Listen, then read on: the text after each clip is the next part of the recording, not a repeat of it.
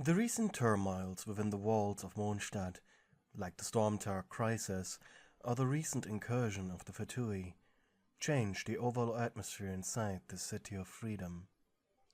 People were afraid. People were worried. Most choosing to not even leave their houses anymore. In all this fear and anxiety, only a few places within Mondstadt were still attracting the usual traffic. Among which was your tiny toy maker shop.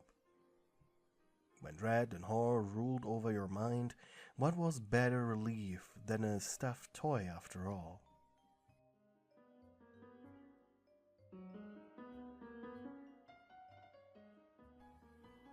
You employed 2 people.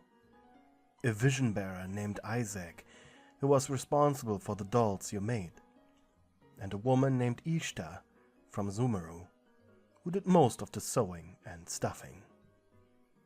And you yourself were a talented woodcarver. Your clientele were the poor and the rich all the same.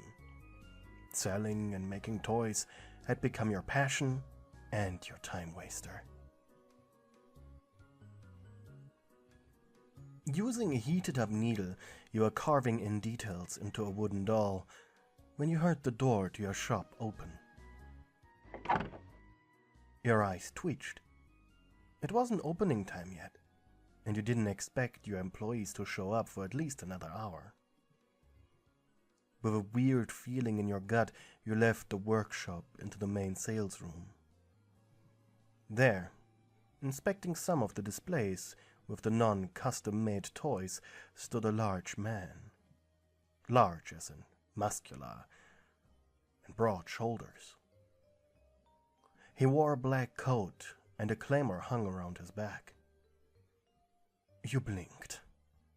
It was Diluc Rockvindre, a man of high social standing. A noble through and through. Quiet as a church mouse, you ducked back into the workshop. Had you forgotten a special occasion? Did Isaac forget to pay taxes again? You peeked back through the door. Diluc had taken a stuffed toy from a rack, lightly squeezing it with his hand. And then the toy made a noise. His eyes widened. And he smiled. He actually smiled. Then he returned the toy to its rack before walking off towards the shelves. Taking this as an opportunity, you stepped outside and walked behind the counter. Then you heard the clicking of a wind-up toy. In anticipation, you put a hand over your mouth as you tried not to laugh. You heard the noise of a duck quacking and the unmistakable sound of turning gears. And then, slowly, a small toy in the form of a bird waddled from between the shelves. Seeing this serious grown adult play with the toys you made filled you with an almost childlike enthusiasm and pride. A gloved hand soon appeared over the duck, taking it back behind the shelves. Finally, you built up the courage to say something. You said. A noise indicated he dropped another toy. Seconds later, he revealed himself. His head as red as his hair. We are still closed, you said innocently. Diluc scratched his shoulder before approaching you. He was so much taller than you. I'm aware of that. The matter I have to discuss, I'd rather not have others around. You blinked and tilted your head, waiting for him to continue.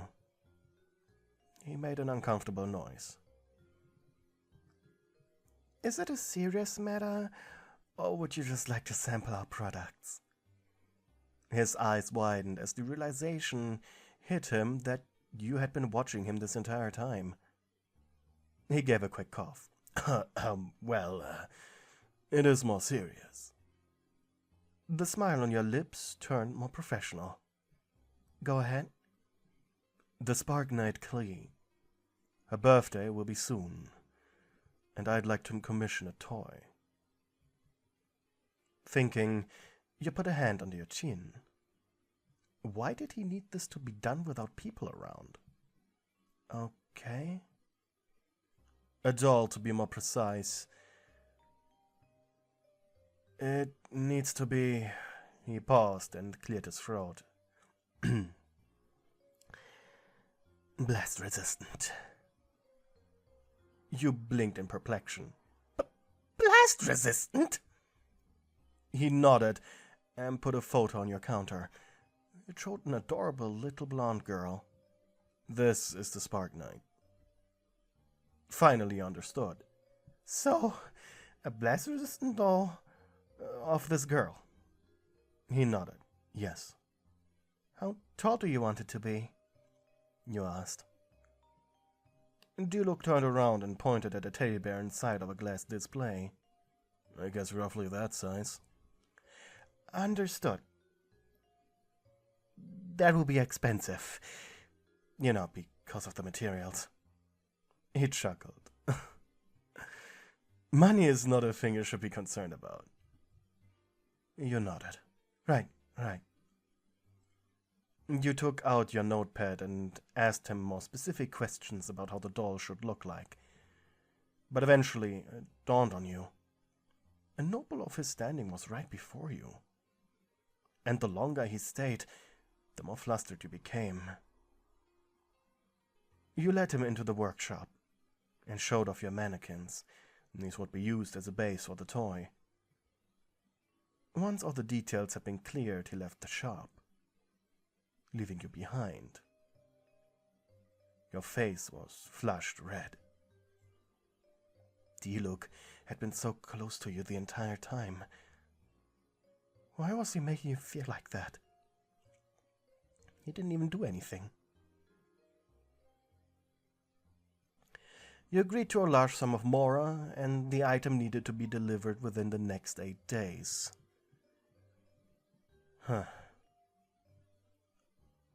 Isaac, your dollmaker, soon arrived. And before you let him retreat quietly into the doll section, you grabbed his arm, giving him the instructions. He read them over and laughed, promising the doll would be done in no less than 14 days. But after hearing you say the word Rockvindre, his demeanor changed, understanding now why the request was so ridiculous. Then you gave him the photo of the little girl Diluc had provided. Nodding, the young toy maker left for his section in the workshop. 6 days later, the doll that perfectly resembled the Spark Knight had been wrapped in soft white cloth and placed into a wooden box. You were going to hand-deliver it. With a heavily beating heart, you walked towards the Dawn Winery, the manor the Rockvindre clan owned. It was the center of Mondstadt's alcohol industry. Very important. And you felt a little underdressed. You didn't have any fine clothing, so the most clean and least poor-looking dress it had to be.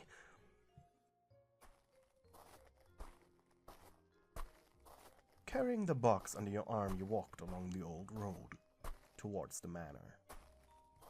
It was quiet. Seemed as if the Adventurers Guild had recently cleaned up the treasure hoarders that had settled among the path. You reached Dawn Winery late in the evening. With a heavy heart, you thought about the way back. Hopefully you wouldn't stumble over anything in the dark. Surprisingly, the maids of the estate had been quite welcoming. Diluc had told them you'd arrive sooner or later. They had taken the box from you and told you to sit in the lobby until you were called. You were intimidated, to say the least. Your entire life you lived in small houses and even tinier rooms, and seeing your face be mirrored in the marble flooring, your little heart could almost not bear it. Then finally a maid guided you towards his office.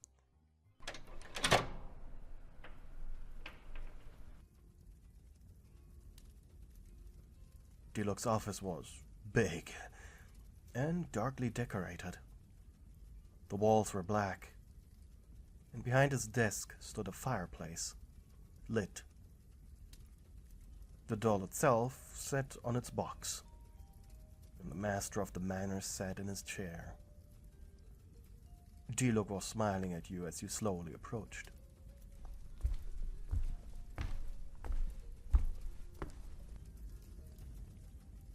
"I'm pleased with the doll," he said. You blushed. Thank you." His eyes narrowed.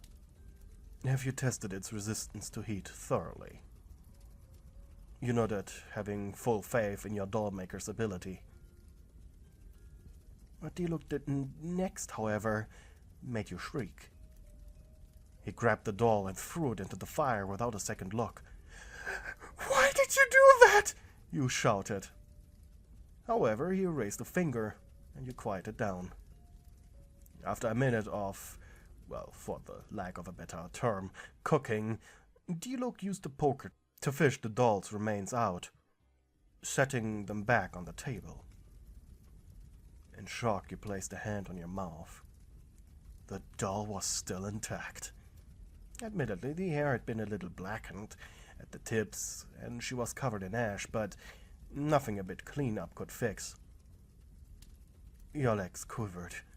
For a moment you thought, "I'm very pleased." Your mouth opened slightly. Diluc sat back down, grinning from ear to ear. "Did I give you a fright?" You nodded. He shrugged. "You have been looking very stiff when I entered your shop. I wanted to see you react. Show me some emotions. Outside of just, blushing." Ironically, he was now the one toying with you. Diluc leaned back, folding his hands on his chest before nodding in the direction of another chair, ordering you to sit. Nodding, you did so.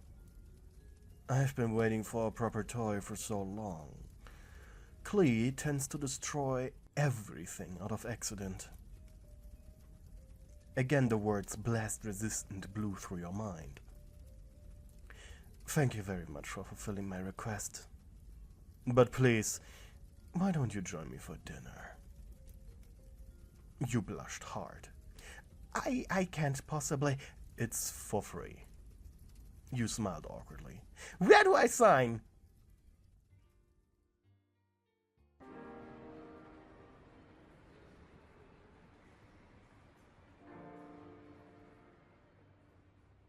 You followed the redhead into the dining hall. It was sparsely decorated. After all, this wasn't a party. The food itself was comfort food, high-quality comfort food. And the entire time you and Diluc exchanged friendly banter. It was surprisingly pleasant. The more you spoke, the less and less worried you became. In fact, it felt like talking to a friend you haven't seen in months. "So," he asked eventually, "how did you create the doll?" Confession time. "I did not construct it. A vision bearer and employee did. His name is Isaac." Then give him my thanks. He did a great job." You nodded. "I will, sir." He leaned forward and smirked. "Please, call me Diluc." Once again you blushed hard, and he chuckled. "You have been so flustered the entire evening. Something wrong?" You chuckled in embarrassment. Why did he have to be so forward? He smirked but didn't say anything. "I apologize, but I feel very attracted to you. Diluc."